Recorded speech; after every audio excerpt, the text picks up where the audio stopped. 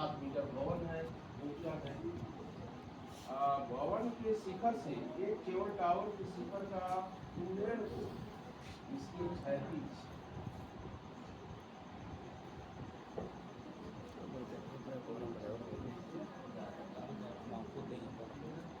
तो यहाँ नाम रखेगा थी। ये कितना होगा बताओ? ये कितना होगा? 7 मीटर। ये 7 मीटर। ये सीढ़ी के बराबर होगा ना बराबर? Yes sir. 7 मीटर।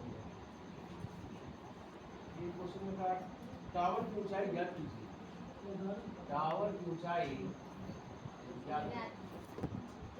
टावर है पूरा AB है, टावर है यह, और यही यहाँ से यहाँ तक 7 मीटर है।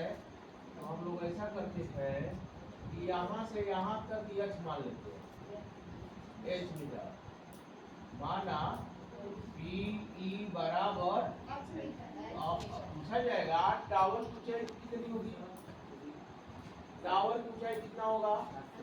पूरा यहाँ से लेकर और यहाँ तक का ये टावर है। हाँ, तो टावर की जो ऊंचाई होगी h+7 होगी। ठीक है। अब ये टावर हो गया और ये भवन हो गया। भवन की ऊंचाई प्रश्न में दिया है 7 मीटर है, और आपसे पूछा है टावर की ऊंचाई ज्ञात कीजिए। तो हम लोग लिख देंगे ऐसे BE बराबर h मीटर, तो केवल टावर की जो ऊंचाई होगी वो h+7।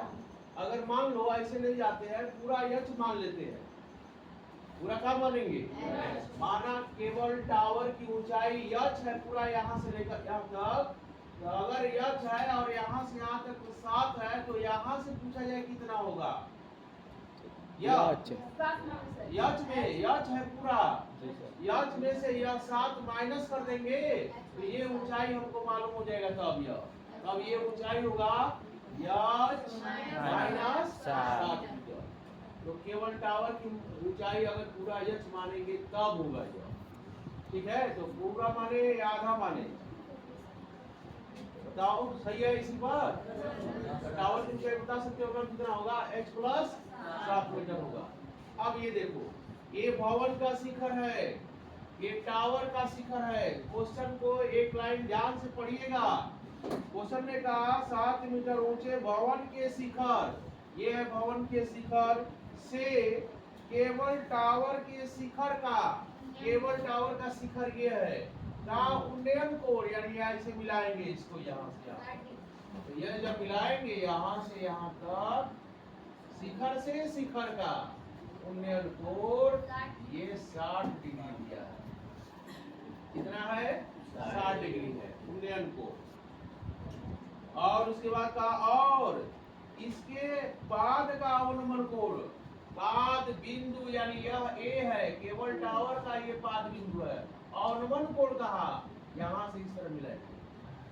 सर इधर से नहीं खींच सकते हैं? इधर से, यानी इसके शिखर का अनुमान कोण बनाना है। ये अनुमान होगा यहाँ पर, यह कितने डिग्री का? ये ऊपर होता है ना अनुमान कोण। अगर ये 45 डिग्री है तो यह भी 45 का होगा। याद रखो, जेड के आकार का। यहाँ से चलिए ऐसे आइए यहाँ और इस तरफ एकांतर कोण कहा जाता है इसे। सीसी नहीं है, यहाँ ई है, सही है ना? तो ये है अनुमान कोण, ये ऊपर बनता है। अगर ये 45 डिग्री है तो एकांतर कोण के अनुसार अगर ये 45 है तो यह एंगल ए भी 45 होगा। ठीक, क्योंकि AC और CD ये दोनों समांतर है रेखा, यह दोनों समांतर है, इक्वल ऐसी जा रही है। तो एकांतर कोण ये बराबर हो जाएंगे। ठीक है, तो केवल टावर की ऊंचाई क्या लिखोगे? h+7। केवल उतना हम लोग माने h है तो नीचे भी 7 मीटर है, तो पूरा केवल टावर की ऊंचाई जो होगी h+7 मीटर होगी। टावर और भवन के बीच की दूरी भी मालूम नहीं है। टावर और भवन के बीच की दूरी मालूम यानी ए से और सी की दूरी मालूम नहीं है कितनी दूरी पर है, वो भवन है कितना दूरी पर टावर लगा है, या अभी दूरी हम लोग क्या करेंगे मान लेंगे क्या अगर AC x मीटर है तो बताओ D कितना होगा, यह भी x मीटर, यह भी x मीटर, ठीक है ना, यह भी x मीटर को दिख रहा है, 3 तरह का 45 डिग्री का है, 60 डिग्री का, ठीक है। ये अब 45 वाले जो 45 डिग्री का एंगल है वो किस त्रिभुज के अंदर आएगा, बहुत त्रिभुज के अंदर आ रहा है, ACD ADE और ADE, ठीक है ना। तो हमको ये दोनों जो त्रिभुज है सर्वांग सम देखो कैसे, ये भुजा से ये भुजा बराबर है, angle to angle side angle 7 equal ये 7 यस नियम से ये दोनों त्रिभुज सर्वांग सम है, पढ़े हो ना, यस नियम बहुत जल्दी आएगा वो भी जब हम शुरू करेंगे ये कथा को याद रखिए, ठीक है। गए थे ना पहले गए हैं नो सर 9 में पता नहीं ना तो फिगर क्लियर, टावर है, टावर क्या है, AB टावर है, CD भवन है, टावर और यानी भवन के बीच की दूरी x मीटर माना गया है। क्वेश्चन में कहा था कि भवन के शिखर से टावर के शिखर का उन्नयन कोण, भवन का शिखर D है और टावर का शिखर B है, B से और ये D को मिलाएंगे तो यहाँ ये क्षैतिज रेखा है या DE, इनके बीच का जो कोण होगा वो 60 डिग्री का होगा, इसे ही कहेंगे दृष्टि रेखा, 60 डिग्री का बना दिए। फिर कहा तथा इसी के यानी भवन के शिखर का और टावर के पाद बिंदु का अवनमन कोण, यानी अब यहाँ से ये मिलाएंगे, अब ये दृष्टि रेखा होगी यह, यानी अब नीचे देख रहा है, नीचे देखा जा रहा है, तो अवनमन कोण यहाँ 45 डिग्री का होगा, तो इधर वाला भी 45 डिग्री का होगा, एकांतर कोण के नियमानुसार लिखा गया है यह, नहीं तो यानी प्रश्न के अनुसार बनावट एकदम सेम फिगर यही है, और ये 45 है तो ये एकांतर नियम से इसको हम लोग 45 लिखे हुए, जी सर। तो चाहे इस त्रिभुज को लेकर चलना चाहे इधर वाले को लेकर, दोनों सर्वांगसम है, दोनों में मान एक ही है, 7 यहाँ दिख ही रहा है, 45 ये 45 यहाँ दिख ही रहा है, यक्ष यहाँ है तो यक्ष यहाँ ये भी दिख रहा है, तो हम लोग लेकर चलेंगे ACD त्रिभुज को, त्रिभुज ACD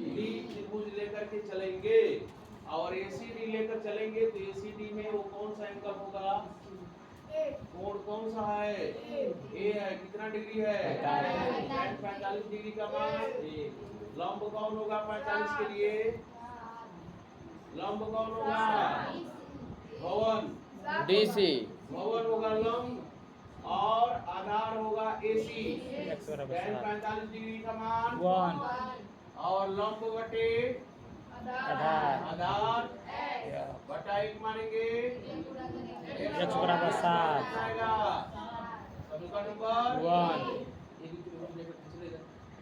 अब सेकेंड त्रिभुज वो कौन सा एंगल है, 60 डिग्री वाला लेकर के जाना है अब, EBD और उस त्रिभुज का नाम बताइए जिसमें 60 डिग्री है,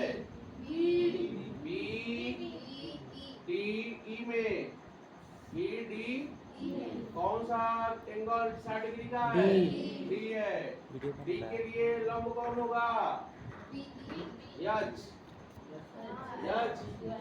ठीक है, तो tan 60 डिग्री का मान बताओ, या लंब उसका आधार बटा नहीं पीरियड x बराबर x कॉली में समीकरण नंबर 2 में एक को रखेंगे यहाँ। 7 कौड़ी में 7 कौड़ी में 3 आएगा यक्स क्या है ऊंचाई इसकी ऊंचाई गलत नाम और कभी नहीं है टावर के कुछ भाग का है बी का है पूछेंगे टावर की ऊंचाई है तो गलती हो जाएगा। टावर की जो ऊंचाई होगी ये 7 नीचे का भी या प्लस यच होगा या यच का मान आया है, यानी ये केवल ऊपर वाला है ये इतना क्या आया है 7 करनी में आप प्लस 7 जोड़ेंगे तो पूरा टावर की जो ऊंचाई होगी 7 करनी में 3 प्लस 7 का मान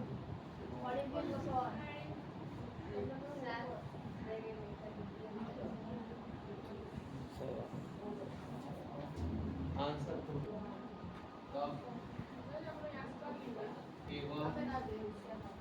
केवल टावर की ऊंचाई AB बराबर h प्लस 7 मीटर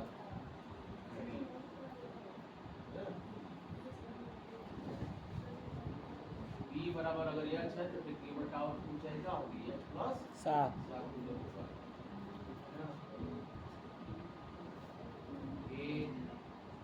AC बराबर DE बराबर यह मीटर इतना माना ठीक है चित्र से यह दर्शाएगा CD बराबर 7 मीटर बराबर 7 मीटर और की ऊंचाई है चित्र से त्रिभुज AC में कोण बराबर 48 डिग्री LA बराबर लंब CD अर्थात AC ये 45 डिग्री बराबर CD 7 यक्स tan 45 डिग्री का मान दिख रहा है जी सर दिख रहा है अब तो लगा सकते हो जी सर